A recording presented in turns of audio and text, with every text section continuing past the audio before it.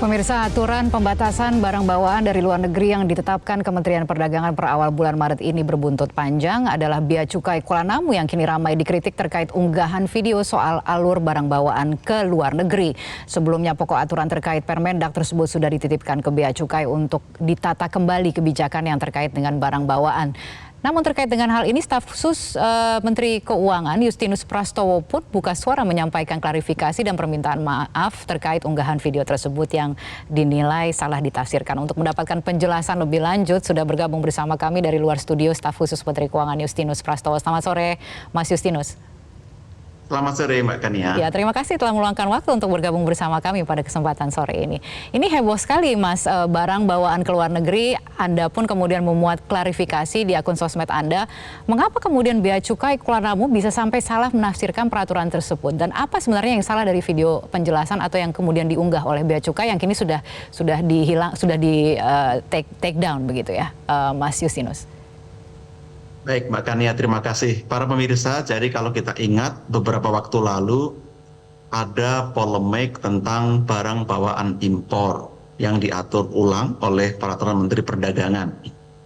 Waktu itu memang sudah ada sosialisasi 90 hari lalu diterapkan di pertengahan Maret. Kita juga telah menyampaikan bahwa di aturan ini diatur pembatasan beberapa barang bawaan untuk memberikan kepastian, ada tas, sepatu, lalu kosmetik dan lain-lain.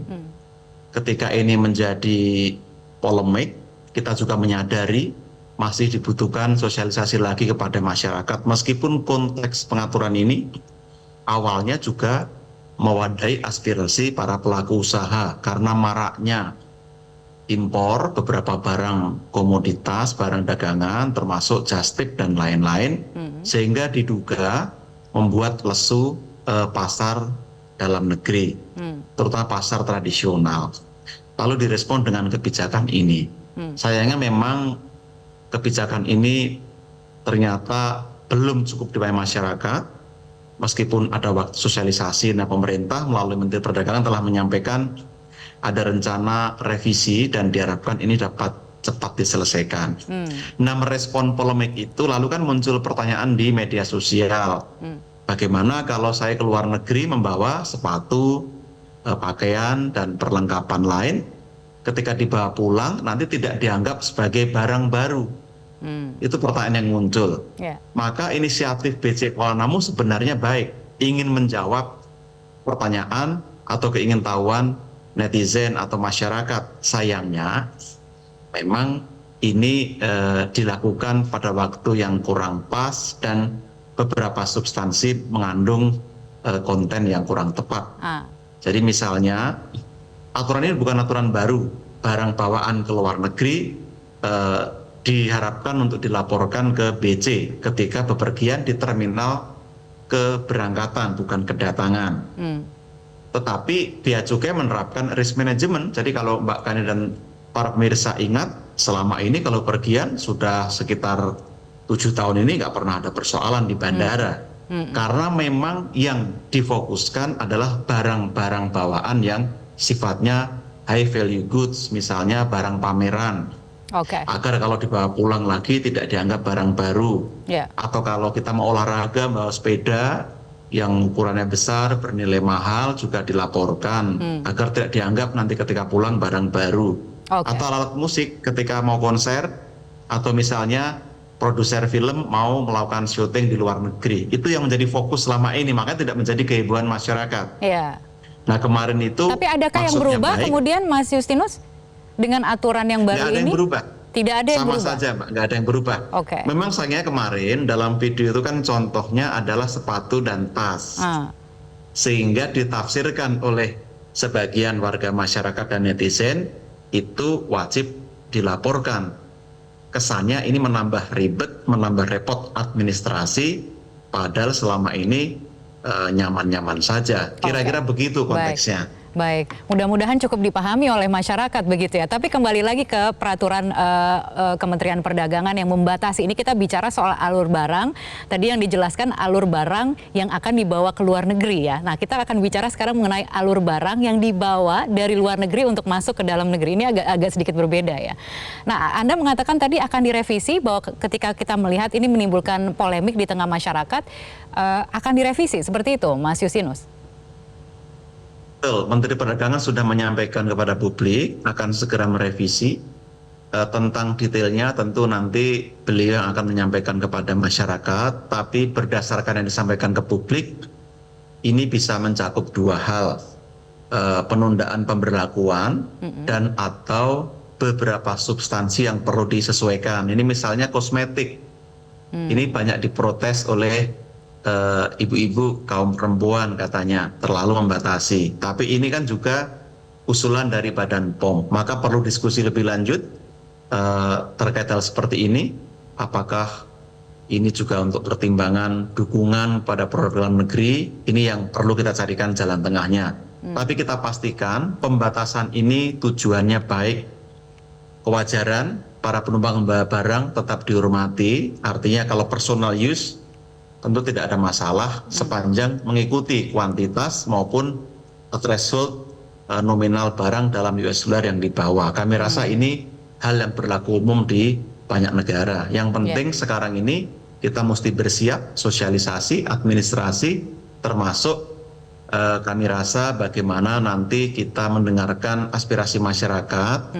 Kalau ada keluhan atau keberatan terhadap spesifik barang yang memang dibutuhkan dan sekiranya perlu direlaksasi, tentu akan diserap oleh pemerintah. Oh, jadi ke depan pendekatannya itu apakah kuantitas atau nilai barang yang akan diutamakan untuk pembatasannya? Ini masih didiskusikan. Proses rapat koordinasi di kantor Kementerian Koordinator Perekonomian kita tunggu. Tapi yang jelas kita akan memperhatikan aspirasi dan concern publik agar peraturan ini bisa diterapkan. Satu sisi para pelaku usaha, para pedagang terlindungi, di sisi lain masyarakat yang memang punya concern, punya kebutuhan juga tidak terganggu dalam batas-batas kewajaran dan normalitasnya.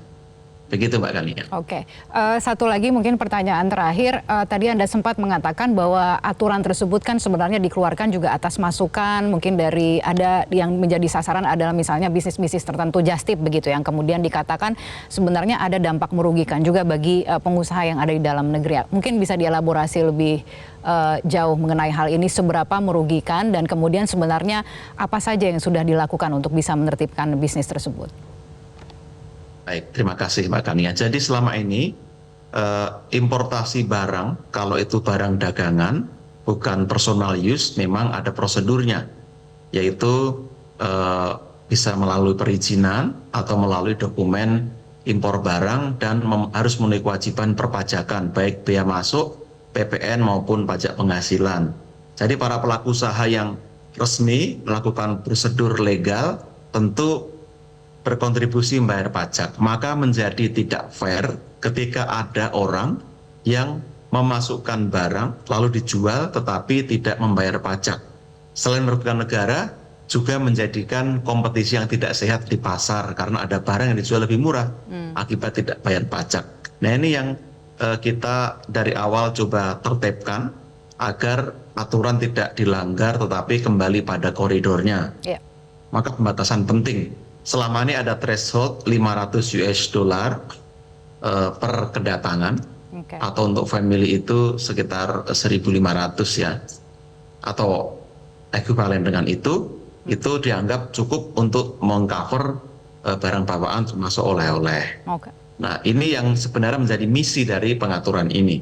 Bahwa ini nanti dipandang merepotkan, tentu bea cukai di lapangan akan sangat selektif karena selama ini sebenarnya tidak lebih dari 7% Mbak Kania jumlah penumpang yang membawa barang yang diperiksa oleh bea cukai. Jadi sangat sedikit karena kita menerapkan risk management.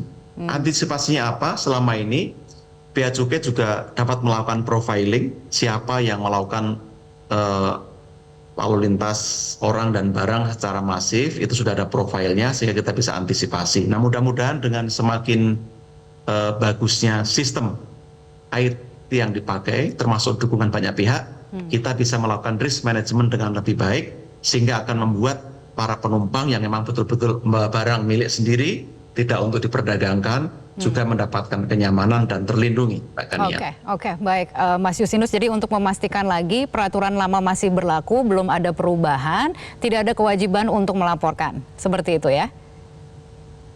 Betul, kecuali tadi barang-barang high value goods seperti pameran, alat olahraga atau alat-alat untuk produksi film atau musik dan sebagainya.